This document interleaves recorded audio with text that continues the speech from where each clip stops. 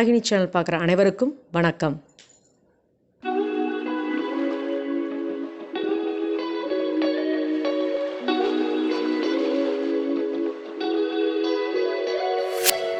பப்பாளிக்காய் சாதம் செய்கிறது எப்படின்னு பார்க்கலாம். அதுக்கு தேவையான பொருள்லாம் பார்க்கலாம்.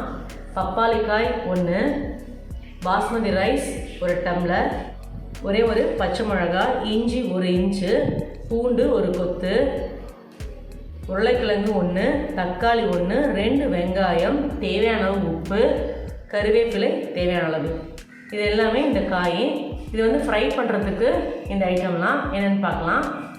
கடலைப்பருப்பு 1 டேபிள் ஸ்பூன், உளுத்தம்பருப்பு 1/2 டேபிள் ஸ்பூன், கடுகு 1/4 டீஸ்பூன், மல்லி 1 டேபிள் ஸ்பூன், மஞ்சத்தூள் 1/2 டீஸ்பூன், பெருங்காயம் தேவையான அளவு, 8லேருந்து 9 வரமிளகாய் எடுத்திருக்கேன், மிளகு 1/2 டீஸ்பூன், சீரகம் 1/2 டீஸ்பூன், வெந்தயம் 1/2 டீஸ்பூன். இது எல்லாமே வந்து வறுக்கிறது. வாங்க பார்க்கலாம். இந்த பப்பாளிக்காயை வந்து நல்லா தோல் எடுத்துடணும். இந்த க்ரீன் கலர் இருக்கு இல்லைங்களா, இந்த தோலை எடுத்துகிட்டு நல்லா கழுவிடணும். ஏன்னா அது காயாக இருக்கிறதுனால பால் நிறையா வரும். அதை நம்ம நீட்டாக நல்லா கழுவிடணும். அதே மாதிரி அதை கழுவிட்டு உள்ளே கட் பண்ணும்போது உள்ளே வந்து அந்த விதை இருக்கும், தசைப்பற்ற மாதிரி விதையோடு இருக்கும். அதையும் எடுத்துடணும், இல்லைன்னா அது கசக்கும். இது ரெண்டையும் பண்ணிட்டிங்கன்னா காய் ரெடி சமையலுக்கு. இந்த சொன்ன இந்த 8 ஐட்டத்தையுமே நம்ம வந்து எல்லாம் ஃபுல்லாக போட்டு வறுக்க வேண்டியது தான். எண்ணெயெல்லாம் ஒன்றுமே ஊற்ற வேண்டியதில்லை. நல்லா ஃப்ரை பண்ணிட்டு மிக்சியில் அடிச்சுக்கணும்.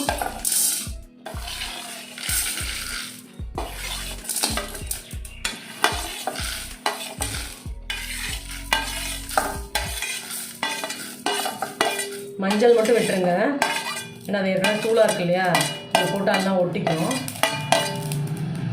நல்லா எண்ணெயே இல்லாமல் ஃப்ரை பண்ண வேண்டியது தான்.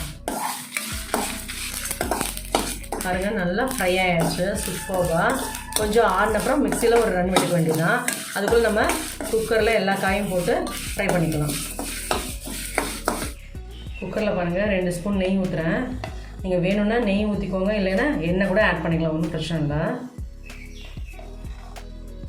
அப்படியே ஒவ்வொரு காயாக போட்டு ஃப்ரை பண்ணிவிட்டு அப்படியே ரைஸ் போட வேண்டியது தான். நெய் பாருங்கள் நல்லா உருகிடுச்சு. நான் வெங்காயம் போட போகிறேன்.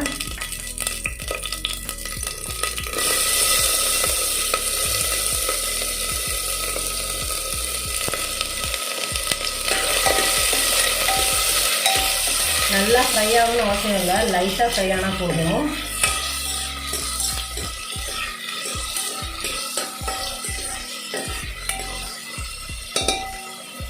அடுத்தது இஞ்சி, பார்த்திங்கன்னா பச்சை மிளகா, பூண்டு,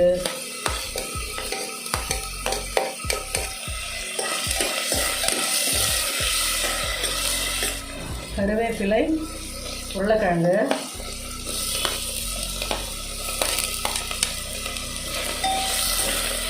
அதுக்கப்புறம் பார்த்திங்கன்னா இன்றைய ஸ்பெஷல் பப்பாளி காய் சூப்பராக கட் பண்ணி வச்சாச்சு, போட வேண்டியதுதான்.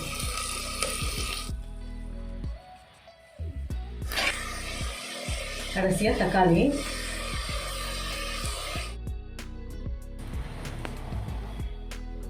சூடாகிடுச்சு பாருங்கள், மிக்சியில் நல்லா அடிச்சுக்கணும்.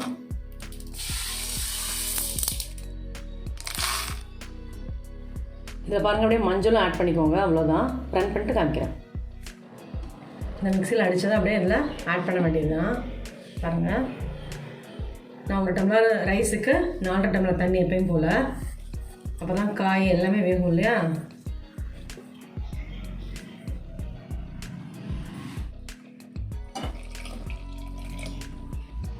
இப்போ 3 டம்ளர் ஊற்றிருக்கேன், இன்னும் 1.5 டம்ளர் ஊற்றணும். அதோட கொஞ்சம் உப்பு ஆட் பண்ணிக்கலாம். இதோட பாருங்கள் நான் உப்பு ஆட் பண்ணுறேன் தேவையான அளவு. தண்ணி பாருங்கள் நல்லா சூடாயிடுச்சு. நம்ம அரிசி போட வேண்டியது தான்.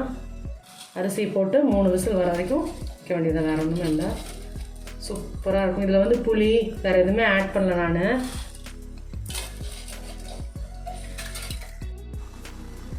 அரிசியும் போட்டாச்சு பாருங்கள், நல்லா ஒரு கலக்கிட்டு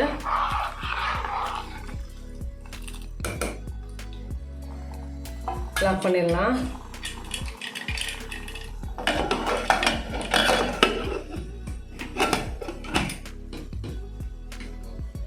விசிலும் போட்டுடலாம்.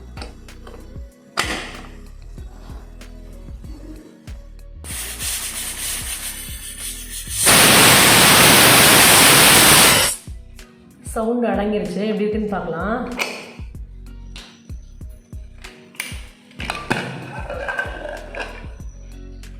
வாவ், சூப்பராக இருக்குது.